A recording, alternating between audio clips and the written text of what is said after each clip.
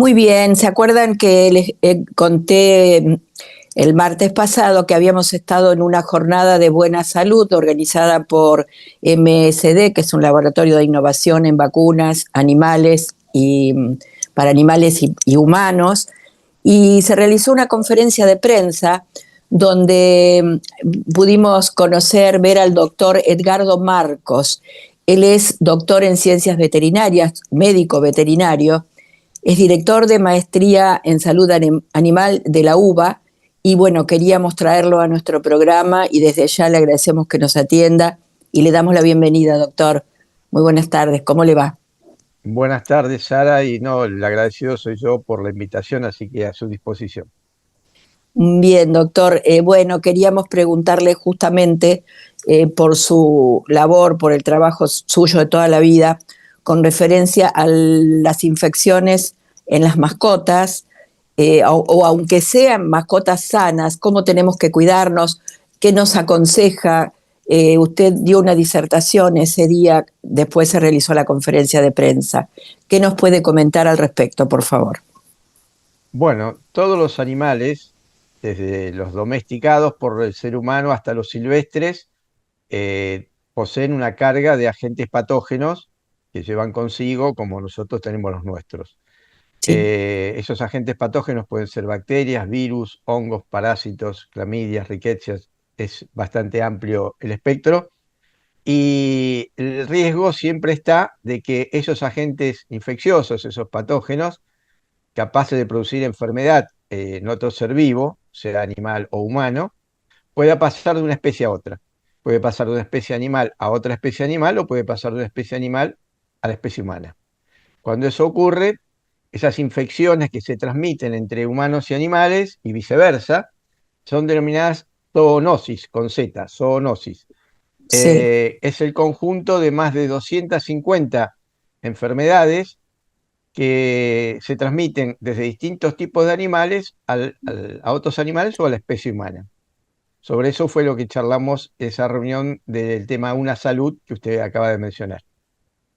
Cuando uno viaja, hay algunos lugares que hay que ponerse una vacuna especial porque justamente si lo llega a picar un animal, morder un animal, puede la persona agarrarse una infección y hasta morir. Sí, hay algunas de estas infecciones que tienen vacunas Sí, y generalmente lo que se conoce como medicina del viajero en la medicina humana, cuando uno va a viajar a determinados países, le tienen que avisar cuáles son las enfermedades prevalentes en esos países, cuáles son los riesgos y cuáles son los mecanismos de prevención. Si existe una vacuna, como por ejemplo la vacuna contra la fiebre amarilla, si uno va a viajar a un país donde hay fiebre amarilla en forma endémica, conviene estar vacunado para prevenir que si a uno lo pica un mosquito con el virus de la fiebre amarilla, uno desarrolla la enfermedad. Para eso están las vacunas de prevención.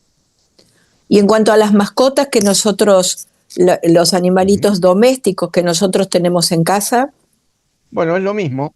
Generalmente cuando uno tiene un animal en su casa, un animal de compañía, en términos generales y mayoritarios son caninos y felinos, en la medida que uno tenga los recursos económicos suficientes, lo que tiene que hacer es controlarlo, hacerlo controlar periódicamente por un veterinario, una veterinaria, donde se le puede hacer análisis de materia fecal para ver si tiene o no parásitos, sacar análisis de sangre para ver si hay algún tipo de infección, aplicarle todas las vacunas correspondientes, desde la vacuna contra la rabia, la vacuna contra la leptospira, la vacuna contra las enfermedades propias de los animales, que no son zoonosis, o sea, no se pasan al humano, pero el animal la puede sufrir, como el moquillo, por ejemplo, el parvovirus.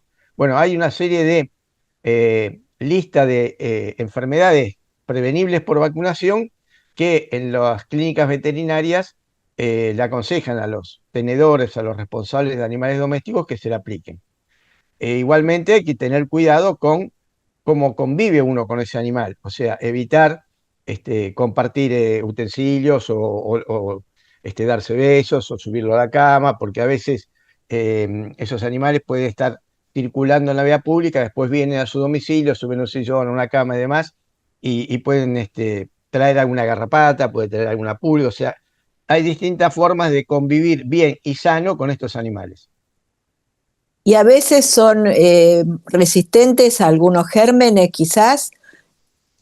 Sí, sí. Está lo que se conoce como la resistencia a antimicrobianos o la resistencia a los antibióticos, que es un Ajá, tema que viene preocupando mucho y por eso se trabaja en una salud. Cuando uno habla de una salud, es un mecanismo internacional que viene trabajándose desde hace muchos años en conjunto entre la medicina humana, la medicina veterinaria y la salud ambiental. ¿Por qué? Porque hay muchos lugares donde el ser humano se pone o convive o está expuesto a los sí. animales silvestres por estar habitando zonas selváticas, boscosas, por estar expandiendo sus fronteras agropecuarias, entonces lleva sus cultivos, sus animales de compañía a otras zonas que antes estaban inhabitadas, inhabitadas por el humano y sus animales, pero estaban habitadas por esos otros animales silvestres. Entonces, para prevenir o para actuar frente a determinadas infecciones, el ser humano ha desarrollado desde hace muchos años los llamados antibióticos. Son drogas que generalmente actúan sobre bacterias, actúan sobre riqueza, sobre clamidias, están los antiparasitarios que actúan sobre los parásitos, los antivirales sobre los virus, todo ese arsenal de drogas químicas que nosotros manejamos para, una vez que ese agente patógeno entró en nuestro organismo, antes que desarrolle una enfermedad, la consulta médica nos dice, bueno, hay que consumir ese tipo de animales, ese tipo de antibióticos. Lo mismo pasa con nuestros animales.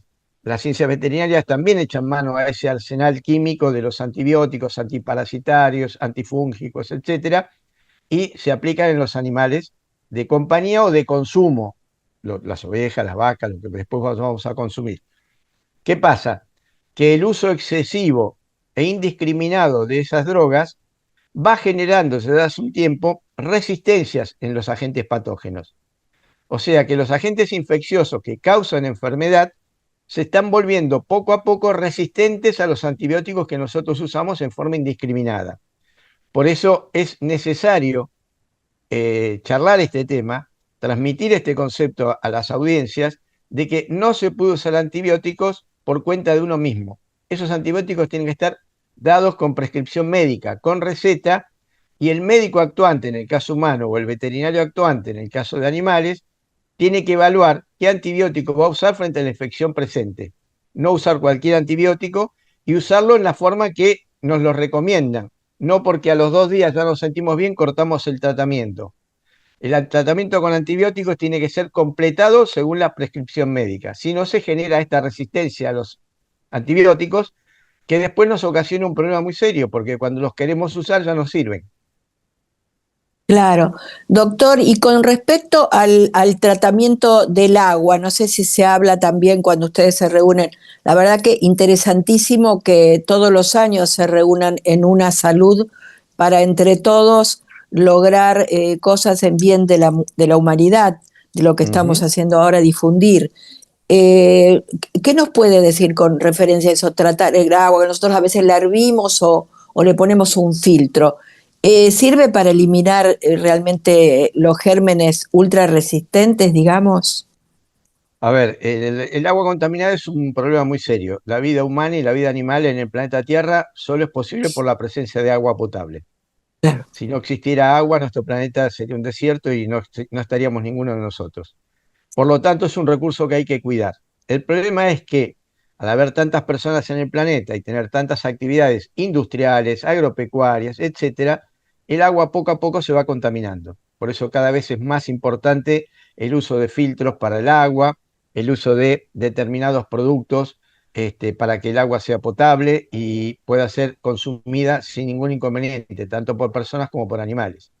El tema es que hay algunos metales pesados que se acumulan en el agua, arsénico, por ejemplo, y eso trae toxicidad tanto para las personas como para los animales. A veces los plaguicidas que se usan en los cultivos agrícolas para matar las plagas de las plantas Sí. terminan derivando en el agua, en las napas freáticas, y terminan contaminando ese agua con derivados del fósforo, del nitrógeno y demás, que también pueden ser acumulados en el hígado de las personas y los animales y traer trastornos, complicaciones. Es un tema muy, muy delicado el manejo del agua potable y evitar su contaminación.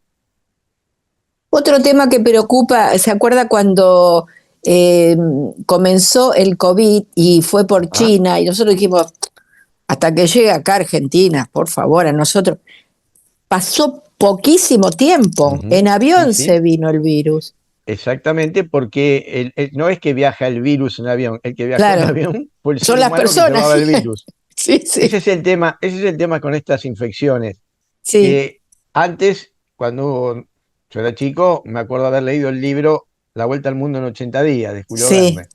Bueno, hoy en sí, día la Vuelta al Mundo se hace en 80 horas, que es sí, un periodo rapidísimo de tiempo. Es más, la mayoría de las infecciones en esas 80 horas todavía están en periodo de incubación. ¿Qué quiere decir? Que claro, no hay síntomas ni signos. O sea, uno no sabe que está enfermo. Cuando está incubando una enfermedad, uno no tiene fiebre, no le duele nada, está el agente dentro nuestro, pero nuestro cuerpo no se enteró. Eso es lo que se llama periodo de incubación. Después aparecen los signos y síntomas. Entonces, si uno viaja a una parte del planeta, como decíamos hoy, no se da la vacuna de prevención, no toma los cuidados que hay que tomar para evitar riesgo de contacto con animales silvestres, por ejemplo, y se pone en contacto con ellos, puede producirse el salto de especie, o sea, de un animal silvestre al humano, de un agente infeccioso. Ese humano se vuelve a su país de origen con el agente infeccioso adentro en periodo de incubación, sin signos, sin síntomas. Cuando llega a su país, empieza a tener los síntomas. Pero ya lo trasladó a la gente, que si no era por ese humano que viaja en el avión, en el barco o en el tren, ese agente estaba en su lugar de origen. claro, Alguien lo trasladó de una punta a la otra del planeta o una punta a otra del continente. Bueno, eso somos nosotros.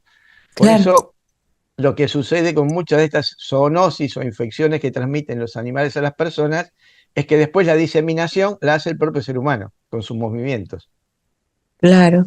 Usted sabe que mi hermana vive por la zona de San Isidro y ahí Ajá. vienen unos animalitos, creo que es la comadreja, son marsupiales, se parece mucho al canguro porque llevan los hijitos todos en la panza. Ella les Sí. da de comer y además, como ya saben que ella les va a dar de comer y ella tiene muchos gatos, vienen ahora cada vez más seguido, le comen la comida a los gatos y están ahí medio conviviendo y a veces me preocupo si traerán algún tipo de enfermedad.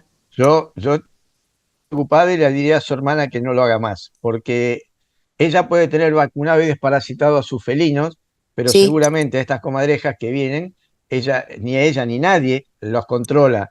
O sea, claro, pueden tener sus propios agentes infecciosos, sus propias bacterias, sus propios virus, y por un lado, se lo pueden transmitir a sus felinos o se lo pueden transmitir a ella misma y pueden contaminar el ambiente, con lo cual cla- la casa de su hermana puede ser un foco de infección para una zoonosis desconocida hasta ahora y que tengan estos animales que llegan del ambiente silvestre a convivir con su hermana y sus felinos. Así que es un claro. riesgo.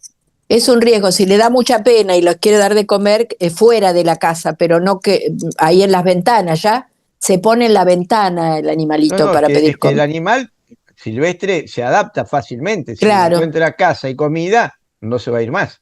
claro. Doctor, no quiero que se vaya de nuestro programa sin contarnos con referencia a la Facultad de Veterinaria que cuando usted era alumno, él estaba en el año 1972 en el grupo de los creadores de la Facultad de Veterinaria sola, no unida a la de agronomía, digamos, como eran anteriormente a ese año. Exacto, exacto. La Universidad de Buenos Aires, donde yo estudié y me gradué de veterinario, tenía originalmente una facultad que se llamaba de Agronomía y Veterinaria. Era una única facultad con dos carreras.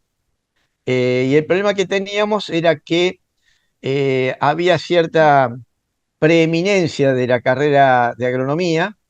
Eso se representaba en la designación de autoridades, en la asignación de presupuestos.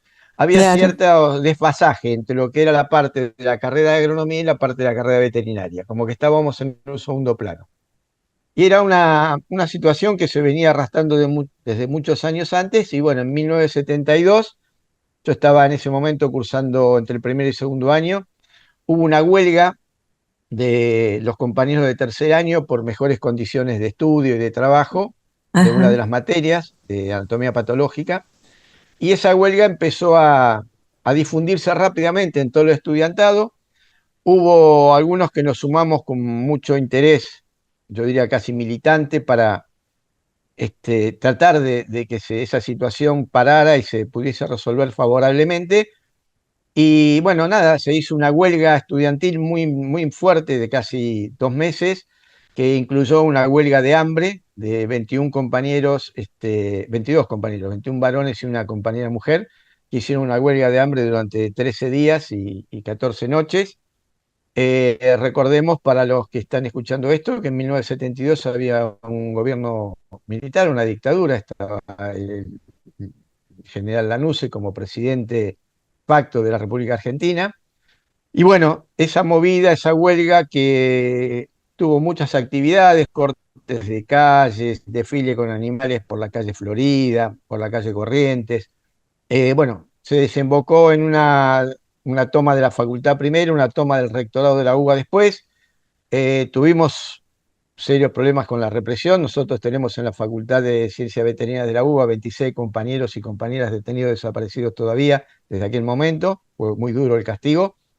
Pero bueno, finalmente en octubre, el 22 de octubre de 1972, por la fuerza del movimiento estudiantil, el gobierno se vio obligado a declarar la separación de las dos facultades. Se creó la Facultad de Ciencias Veterinarias y paralelamente se creó la Facultad de Agronomía. O sea, que donde había una facultad, a partir de ese octubre de 1972, hay ahora dos facultades en la Universidad de Buenos Aires.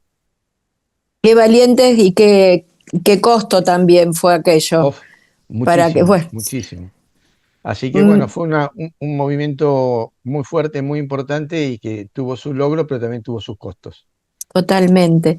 Doctor, le agradezco tantísimo, fue un gusto enorme haberlo conocido hace unos días cuando se armó esa conferencia de prensa después de la reunión que ustedes tuvieron, que me parece que después siguieron con Una Salud Exacto, sí, y sí. bueno, y que pueda haber venido hoy a nuestro programa con su palabra, sus consejos y contarnos acerca de todo esto para el bienestar de la población.